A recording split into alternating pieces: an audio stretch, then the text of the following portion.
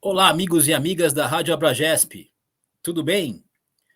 Eu sou o Donald Verônico e estamos iniciando a quinta edição do Abracast, o podcast da Rádio Abragesp, a rádio da gestão do esporte no Brasil. Este programa tem a parceria da Fundação Setaporte e da Rádio Web RBA Litoral. Uma vez por mês eu conversarei com profissionais e acadêmicos da gestão do esporte no Brasil. Siga a gente nas redes sociais. Estamos no Facebook, no Twitter, no Instagram, no LinkedIn. Temos o nosso site também e pode enviar e-mail. Então, o Taigo está colocando aí os endereços e tal. E também pode nos encontrar no Sporting Global. Nesta quinta e última edição do ano de 2022, nós convidamos um professor ilustríssimo, nosso colega, amigo, professor Ari Rocco. Ele que é livre docente na área de gestão de esporte pela Escola de Educação Física e Esporte da Universidade de São Paulo, onde também atua como professor e pesquisador. Líder e fundador do Grupo de Estudos e Pesquisa em Marketing e Comunicação no Esporte, o GPCOM, da EFE-USP. E também ex-presidente da Associação Brasileira de Gestão do Esporte, a Abragesp. Por favor, Taigo, solta a vinheta e traz o professor Ari aqui para a sala.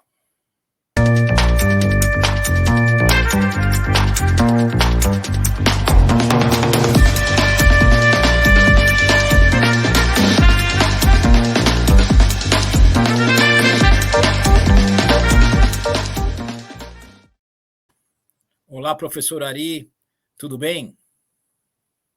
Olá, Donald, como vai? É um prazer estar falando contigo e com toda a audiência aí da Abragesp, do podcast da Abragesp. Para mim é um prazer estar sempre com você aqui e com todos aqueles que acompanham, seguem e de uma certa forma, apreciam o trabalho da Abragesp. É uma honra para nós, professor, ser uma referência nacional no que diz respeito à gestão do esporte. E hoje o nosso tema é a Copa do Mundo. Copa do Mundo 2022, aí recém-terminada.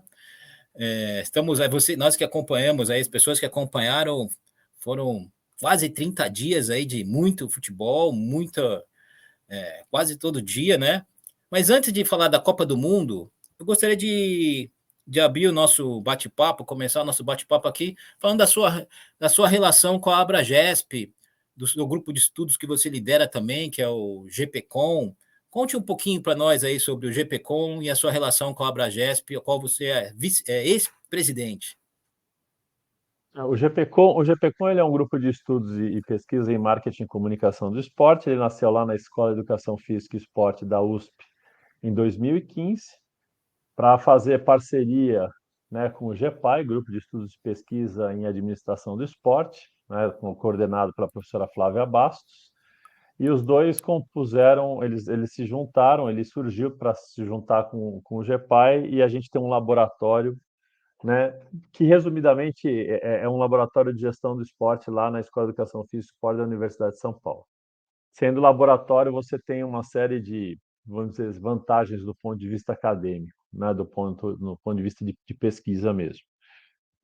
Na Abragesp eu entrei como associado, daí participei de algumas diretorias, né, na gestão do Luiz Haas, na gestão do Geraldo Campestrini, que foram presidentes da entidade, e aí depois acabei assumindo a presidência no período 2017, 2019, que foi um período bastante interessante, porque 2019 a gente fez o congresso que marcou os 10 anos da Abragesp, né?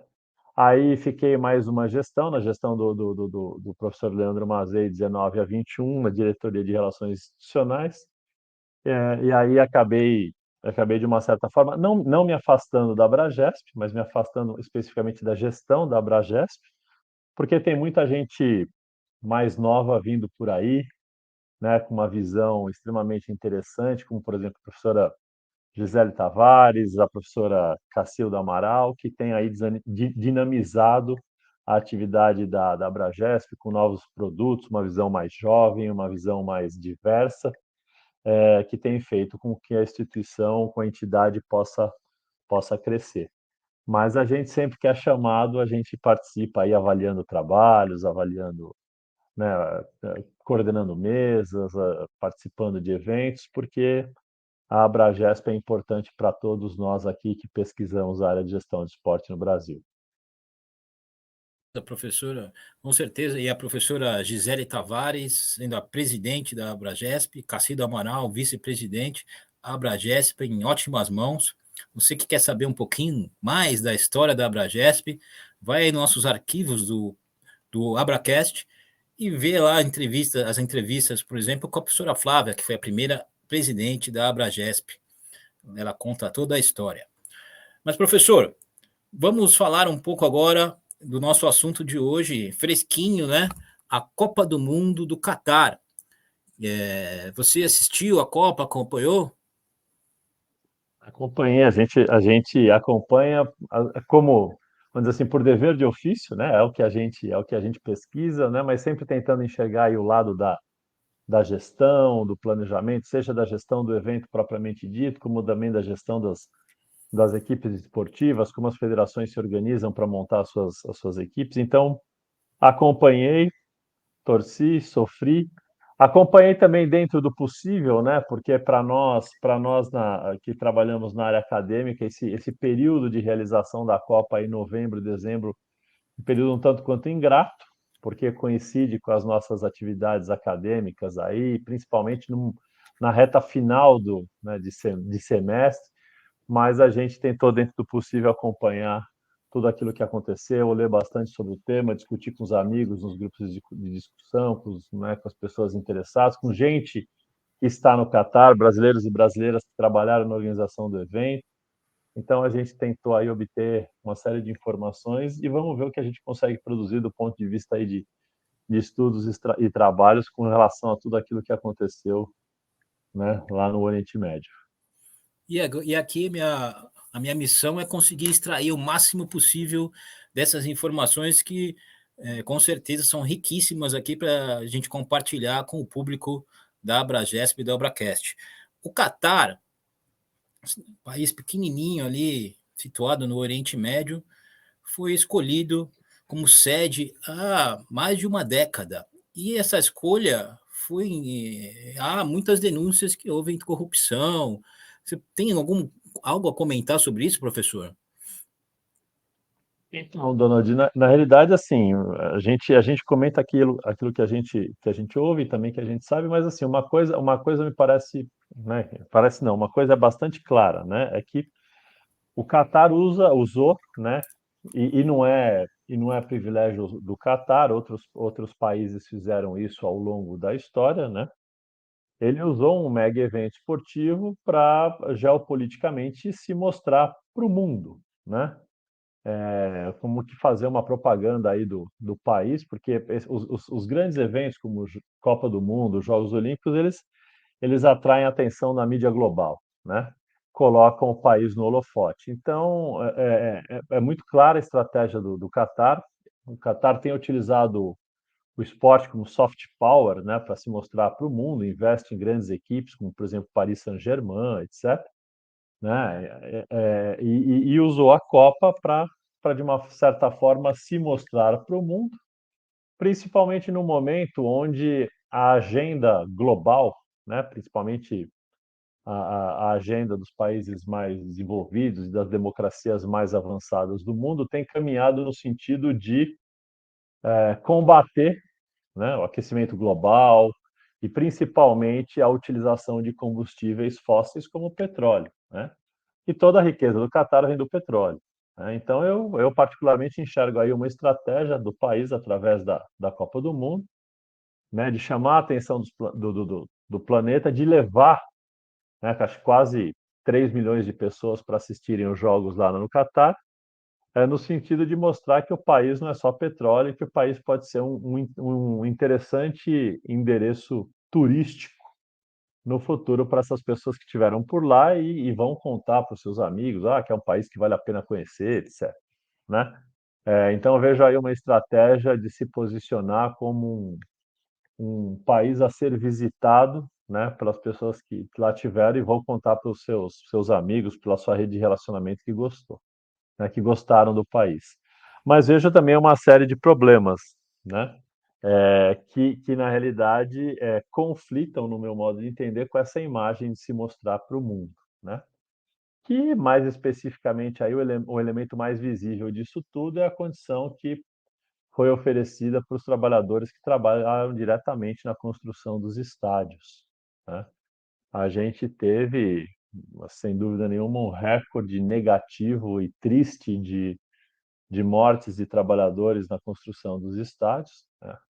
Os números aí, isso é tudo muito nebuloso, mas os números falam alguma coisa em torno de 500, quando aqui no Brasil a gente construiu 4 estádios ou reformou 4 estádios a mais que o Catar e tivemos a infelicidade de ter 12 mortes, né? Então veja que né, isso aí está longe de ser uma fatalidade, né? Está muito mais relacionada com uma forma como o país vê esses trabalhadores. Então,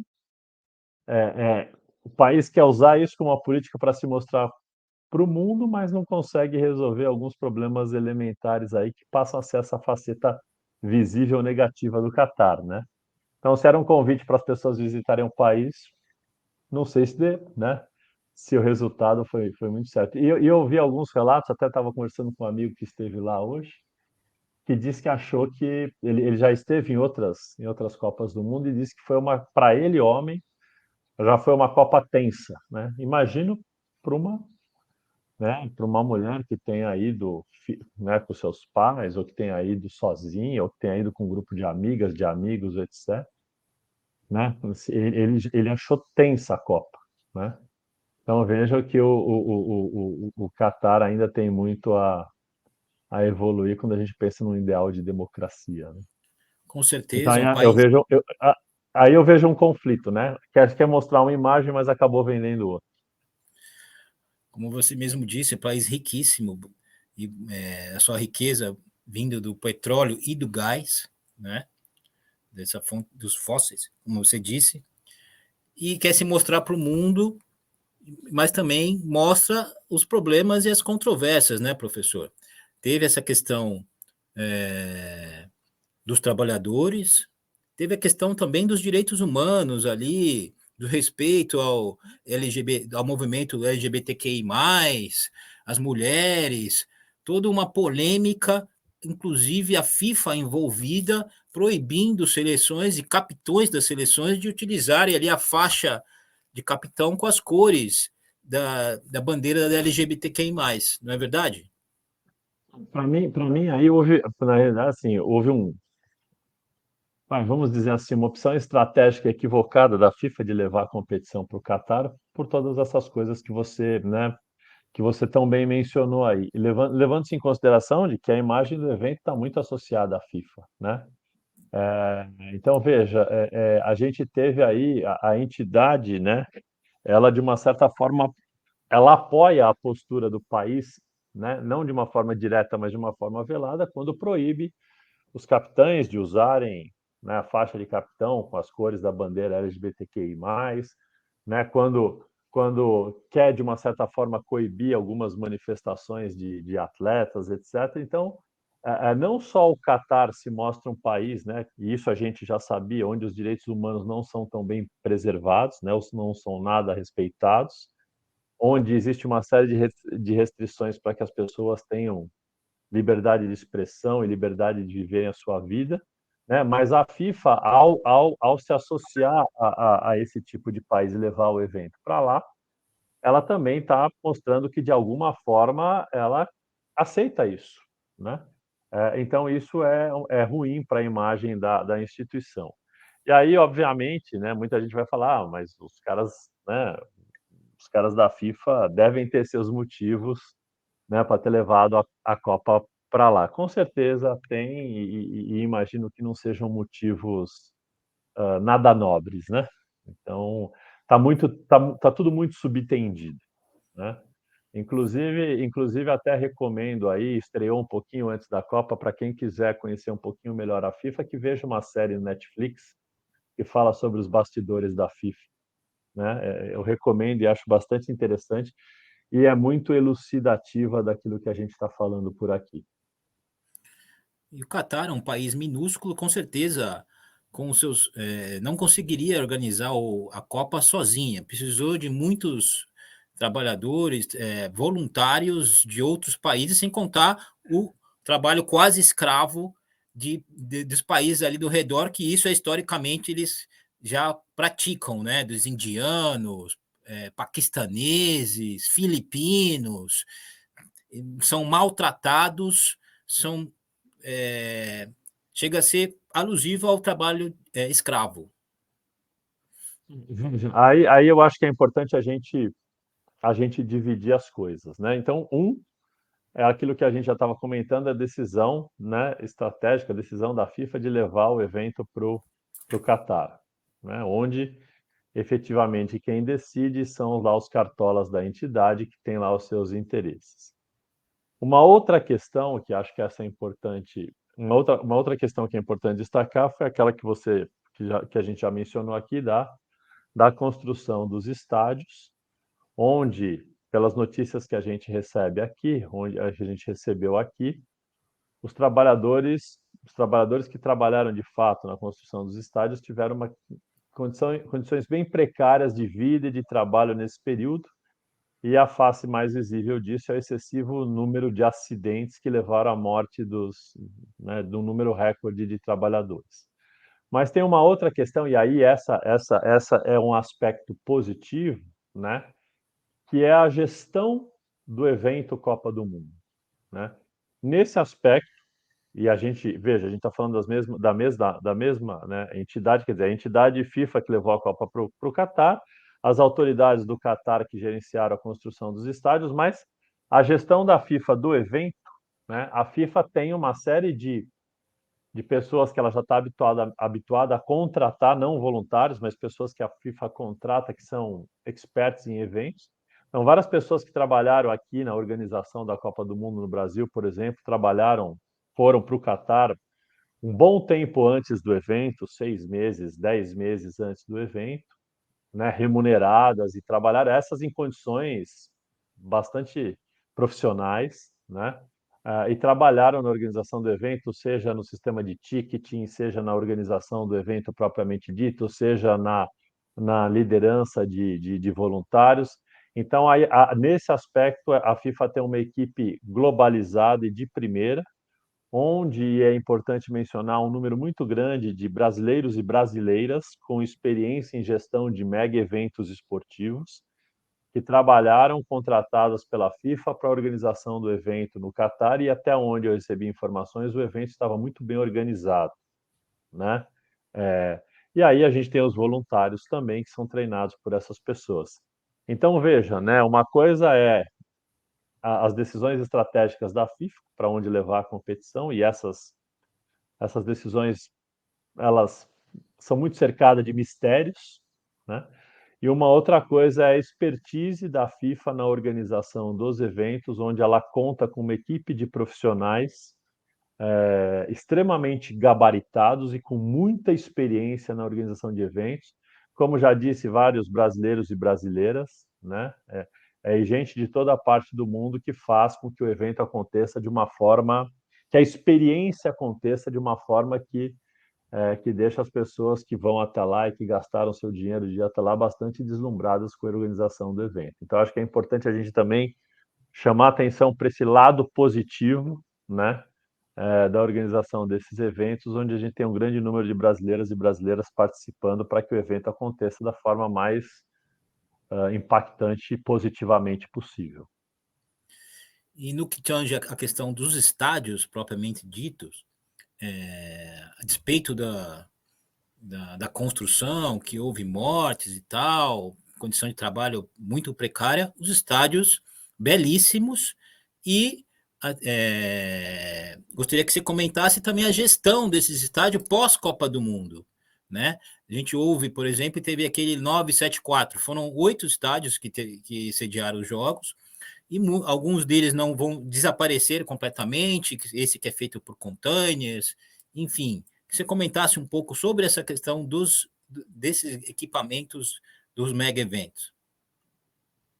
Então, na realidade, Donald, a gente vem vivendo uma tendência, né, principalmente a partir, né, do Rio 2016, e até pelo fato de tanto o Comitê Olímpico Internacional com relação aos Jogos Olímpicos, quanto a FIFA, né, com relação à Copa do Mundo, terem encontrado um pouco mais de dificuldade agora de encontrarem países que queiram receber esses eventos, a gente tem visto, né, até por conta de uma agenda global, o mundo está pedindo isso, principalmente as democracias mais avançadas, uma preocupação muito grande com a sustentabilidade, né, dessas instalações. Então, a gente tem visto surgir aí, Tóquio já funcionou assim, aí no Catar, aparentemente, acho que ainda é um pouco cedo, né, para ver o que de fato vai acontecer, mas aparentemente também vai acontecer isso, que são instalações que possam ser reaproveitadas em outros eventos, né? Então, o estádio dos containers que você colocou aí é um exemplo, né? Ele deve ser todo,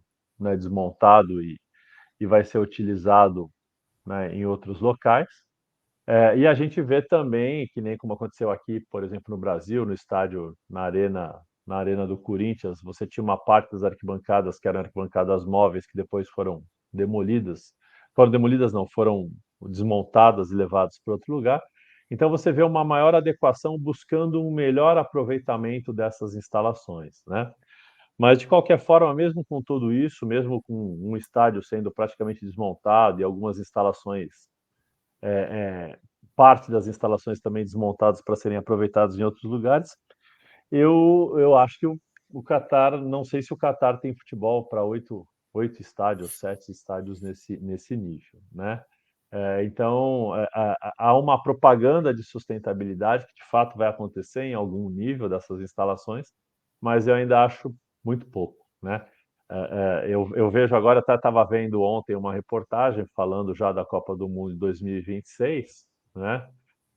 A gente vê que aí é um outro esquema, né? Porque a maior parte, né, principalmente dos estádios nos Estados Unidos, né, Estados Unidos, México e Canadá, mas a maior parte dos estádios nos Estados Unidos, eles praticamente não necessitam de investimento, porque eles já estão lá prontos e estão prontos para um país que todos esses estádios que vão ser usados, eles têm sua ocupação quase que 100% garantida permanentemente com o futebol americano, né? Então já são instalações onde o aproveitamento se justifica e está garantido, né? Então veja que a gente tem aí os contrastes que a FIFA, ao escolher a sede, nos proporciona do ponto de vista da gestão, né? Um caminha num sentido, outro caminha no outro sentido. Ok, professor. Agora eu gostaria de conduzir aqui a nossa conversa para falar da parte esportiva, um pouco da parte esportiva dessa Copa do Mundo. Nós tivemos aí a França, pela segunda vez consecutiva, indo à final.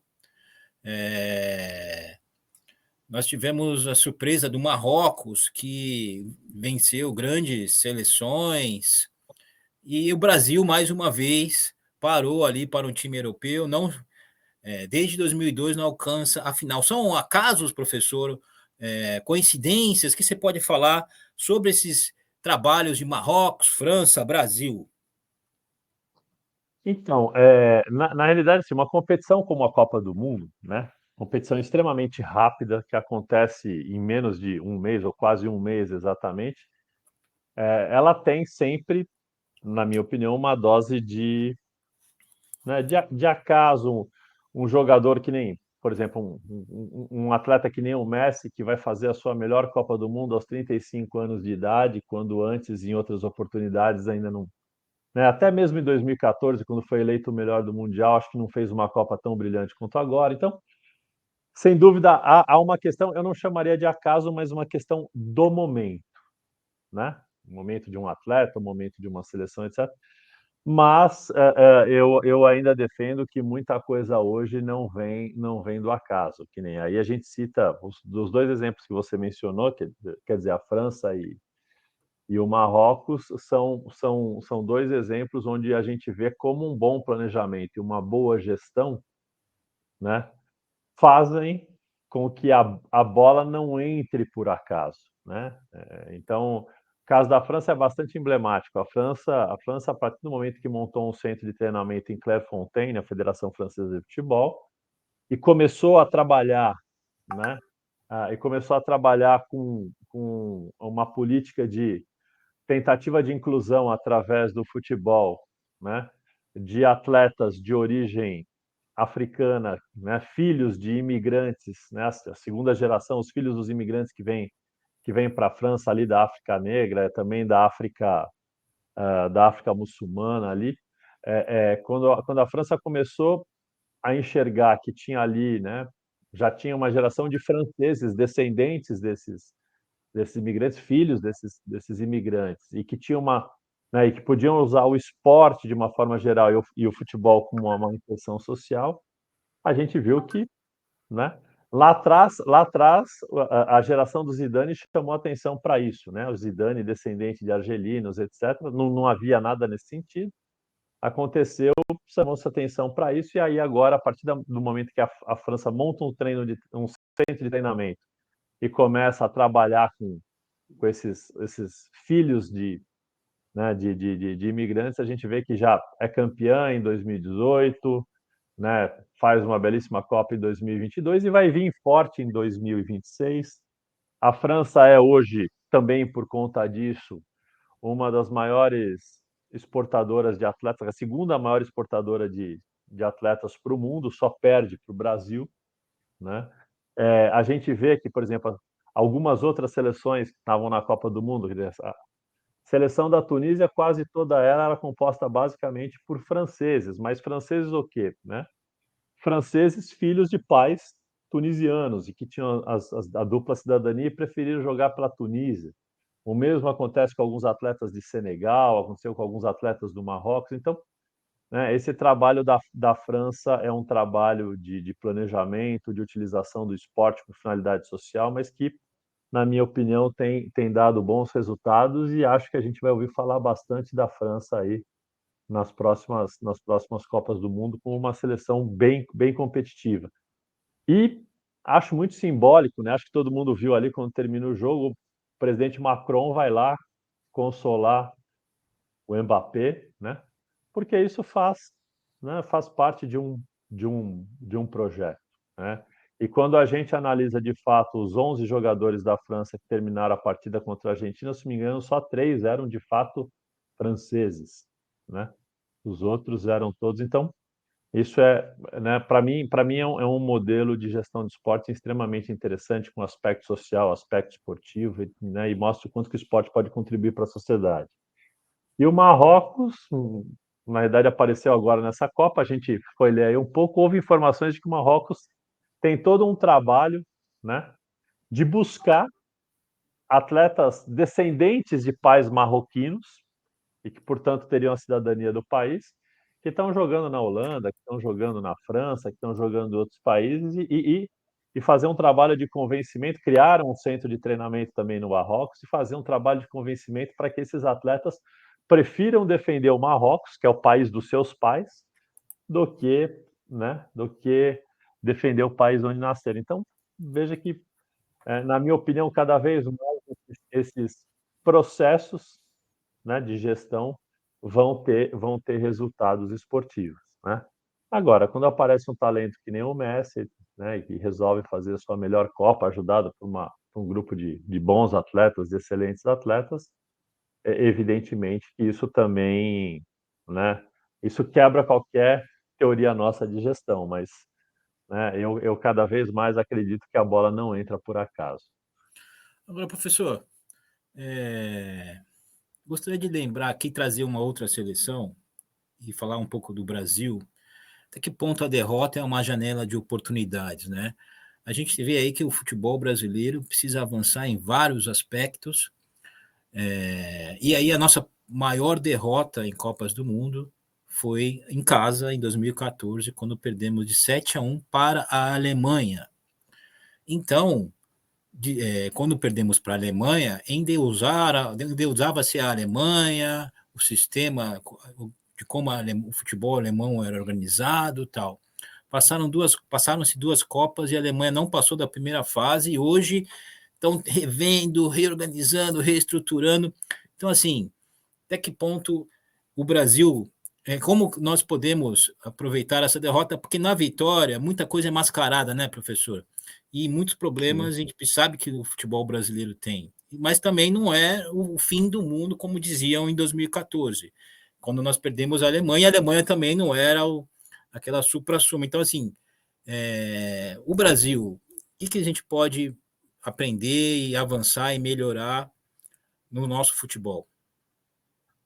Veja, Donald, a pergunta é boa. O Brasil, na realidade, o brasileiro e a brasileira, eles são nascidos para jogar futebol, né? Então veja a quantidade. O Brasil né, com todos os problemas que a gente possa ter ou não de gestão, etc., ele é o maior exportador de atletas mundo afora, né? Às vezes tem jogador brasileiro que a gente nunca ouviu falar que aparece, né? E tem vários outros também defendendo outras seleções. Eu acho que a gente, para mim, ficou claro nessa Copa algumas coisas que já vinham, né? Que já são, já foram até percebidas pelo futebol brasileiro há algum tempo, né? A primeira diz respeito à formação dos nossos treinadores, né?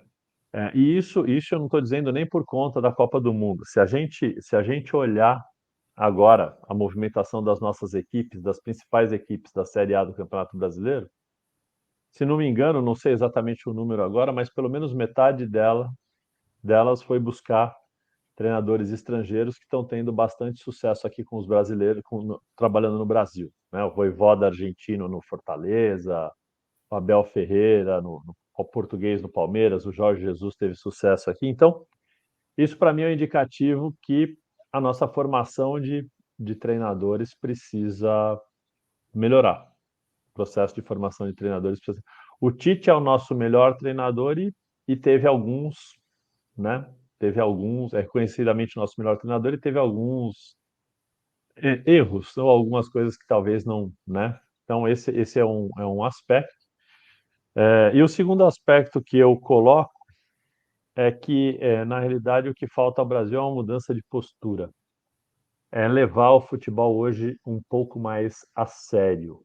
E aí, quando eu estou falando a sério, eu não estou falando das dancinhas, não, porque isso é do atleta. O atleta, quando faz um gol, ele tem o direito de celebrar do jeito que ele quiser, é da nossa cultura, mas quando eu digo a sério, é na nossa estrutura, no planejamento de uma competição, no planejamento do entorno, né?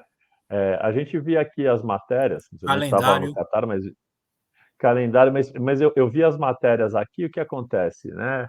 O treino da seleção brasileira é constantemente atrapalhado pelo neto do Tite, pelo filho dos jogadores, de novo, nada contra a família aí, né? Os argentinos levaram a família, os franceses, mas treino é treino, jogo é jogo. O momento do treino é um momento do treino, é um momento onde o profissional está trabalhando, né? Aí terminou o treino, aí vai encontrar a família, vai jantar com a família, vai brincar com o filho, vai.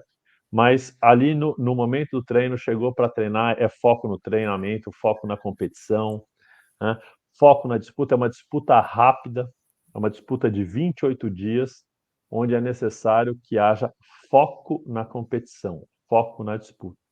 Então, quando eu digo levar o futebol mais a sério, não estou falando de dancinha, não. Para mim, o momento mais sublime do futebol é o momento do gol. Então, o gol, os atletas podem comemorar do jeito que eles jogarem mais e de acordo com a sua cultura, mas levar mais a sério no planejamento da competição e no entorno de tudo aquilo que cerca a competição, né? Essas competições de tiro curto, elas necessitam de muito foco e de muita determinação, né? Então, o que a gente vê é que muitas vezes não tem um planejamento nesse sentido, né? Então, quando eu falo levar um pouco mais a sério, é entender que se a gente não treinar direito, se a gente não focar na competição, a gente não vai ganhar, porque cada vez é mais competitivo. E um detalhe pode fazer a diferença. E também toda a questão do futebol brasileiro, né? Que no passado a gente tinha um celeiro de craques, né? E hoje em dia cada vez menos jogadores de talento vão surgindo. Não é de repensar toda essa questão de formação do jogador. Você trouxe aqui a questão dos treinadores, mas os clubes, ah, é, da Série A, todo o sistema esportivo do futebol brasileiro não poderia ser repensado. Estamos aí sendo criadas ligas, a Liga do Futebol. Eu não tenho dúvida, não tenho dúvida nenhuma de que já passou a hora da gente repensar o futebol brasileiro. Os nossos jogadores, eles continuam tendo talento, mas o que acontece é que eles têm ido embora cada vez mais cedo, né? Evidentemente, quer dizer, e aí o que acontece? Qual é o problema de ir embora cada vez mais cedo? O jogador acaba terminando a sua alfabetização futebolística na Europa, né? E aí ele acaba perdendo um pouco da essência do futebol brasileiro, que é o drible, a malícia, né? Então, assim, existe uma coisa que são alguns jogadores, né? São alguns jogadores fora da curva, como por exemplo agora o Endrick, etc. e tal, que a gente não vai conseguir segurar esses atletas, porque a gente está falando de uma questão de poderio econômico de clubes como Real Madrid, etc. Mas se a gente organizasse um pouco melhor o nosso futebol com uma liga, né, uma liga que de uma certa forma fosse administrada pelos próprios clubes, que os clubes defendessem os seus interesses e percebessem que a gente tem um produto bom aqui e com isso financeiramente conseguissem melhorar um pouco a sua situação, como fizeram Flamengo e Palmeiras, eu acho que a gente teria uma liga e um produto muito mais forte e a gente teria um número um pouco menor de brasileiros indo lá para fora. Só iriam, os fora de série iriam mesmo de qualquer jeito, porque chamam a atenção e aí é uma questão de poder econômico. Mas a gente teria condições financeiras de segurar atletas que depois acabam aparecendo lá fora para o futebol brasileiro e a gente nem sabia que existia. Então eu acho que o futebol brasileiro precisaria ser repensado. Ele vai ser sempre o maior formador de atletas do mundo, porque é da característica do brasileiro, mas a gente poderia usar isso a nosso favor. E que iria refletir na seleção brasileira na hora de representar o país numa Copa do Mundo. Não só na principal, mas também nas diferentes categorias de base das seleções, e que é hoje o nosso tema aqui é a Copa do Mundo, e mais uma vez nós morremos na praia. Eu não tenho dúvida que a gente precisaria melhorar todo esse sistema, e acho que a gente tem condições para isso, né? Agora, a gente tem visto que tem acontecido algumas iniciativa na gestão do Flamengo, na gestão do Palmeiras, isso tem melhorado no nosso futebol. Então, eu acho que a gente está num processo, e esses processos eles são lentos, eles demoram para acontecer, mas não tenho dúvida de que é necessário repensar todo esse processo. Então, professor, a gente poderia ficar batendo um papo aqui sobre futebol, Copa do Mundo, por horas e horas, mas estamos encerrando aqui. Gostaria de agradecer que você desse sua mensagem final aí de encerramento de ano, um balanço final aí da Copa do Mundo de 2022 e o que esperar do futuro do esporte, do futebol e a próxima Copa do Mundo. Bom, eu queria começar desejando, né, um feliz Natal, um excelente ano de 2023 para toda a comunidade da Abragesp. A gente vem aí de um período difícil de pandemia, aí 2022 parece que foi um ressurgimento, então eu espero que 2023 seja um ano de muita felicidade e muita conquista para toda a comunidade da Abragesp, né? Do ponto de vista do esporte, a gente tem aí um ano de mudanças, né? De mudança de governo federal, mudança de governo estadual. Espero e tenho esperança de que o esporte seja bem visto pelos nossos novos dirigentes aqui do país, né? Para que a gente possa, de fato, conseguir utilizar o esporte, a atividade física, o esporte como uma ferramenta social, né? Com lazer, participação, diversão, educação, formação das pessoas, para que a gente tenha aí o esporte colaborando para um mundo melhor. Então, com relação à Copa 2026, acho que até lá tem muita coisa para acontecer. Espero que o Brasil repense, né? O Brasil repense as suas estruturas, escolha um comandante, um treinador adequado aí para a seleção e faça um bom trabalho, porque atletas a gente tem. E aí, com essas palavras finais, a gente agradece ao professor Ari Rocco pela excelente bate-papo, sempre um aprendizado, e também desejamos a todos e todas ótimo final de ano, um feliz Natal e um próspero ano novo. Um beijo no coração de cada um e cada uma. Até mais. Valeu.